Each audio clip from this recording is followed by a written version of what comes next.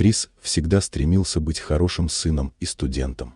Он усердно учился в медицинском колледже и мечтал стать врачом, но жизнь его как будто проходила в тени родительских ожиданий. Его родители и не подозревали, что у него есть девушка Лена, красивая и талантливая, но из неблагополучной семьи. Они считали, что лучше найти кого-то подходящего, ведь общественное мнение имело большое значение. Когда Лена узнала о запрете Крису встречаться с ней, ее сердце разрывалось на части. Она решила, что не может противостоять родителям Криса, и предпочла уйти, оставив ему только болезненные воспоминания. Крис был полон гнева. Как они могли так решать за него? Он почувствовал себя запертым в клетке, и его обида росла с каждым днем. Однажды, возвращаясь домой, Крис встретил молодую бездомную девушку по имени Кристина. Она сидела на улице, обхватив колени, с грустью в глазах. Что-то в ее взгляде зацепило его. В порыве эмоций он пригласил ее к себе домой, сказав родителям, что она его новая девушка. Он заметил, что они пришли в шок, но его гнев придавал ему сил. Кристина, малознакомая с его миром, вошла в дом с трепетом. Смотря на нее, Крис чувствовал, как его ненависть к родителям вдруг куда-то уходит.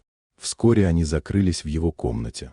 Поначалу разговор шел о мелочах, но вскоре они начали делиться друг с другом своими надеждами и страхами. Кристина была доброй и искренней. Ее история о том, как она оказалась на улице, затронула Крису сердце. С каждым словом он все больше осознавал, что находит в ней то, чего так не хватало в отношениях с Леной – близость и понимание.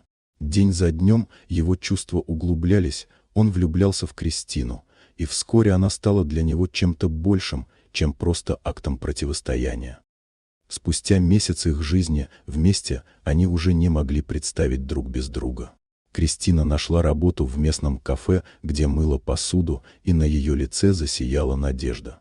Крис, чувствовавший, что его собственная жизнь начинает налаживаться, тоже переключился с конфликта с родителями на создание общего будущего с Кристиной.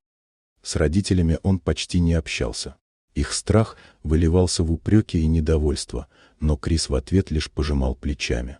С каждым днем он понимал, что выбрал верный путь, а любовь и забота Кристины становились для него настоящей опорой. Однажды Крис сделал неожиданное предложение: «Давай снимем квартиру вместе». Кристина, улыбаясь, согласилась, и вскоре они вместе создали уютное гнездо, где стало тихо и спокойно. Каждый вечер они готовили ужин, смеялись, обсуждали планы на будущее и мечтали. Крис чувствовал, что нашел человека, который принял его таким, какой он есть, и они оба заслуживали счастья.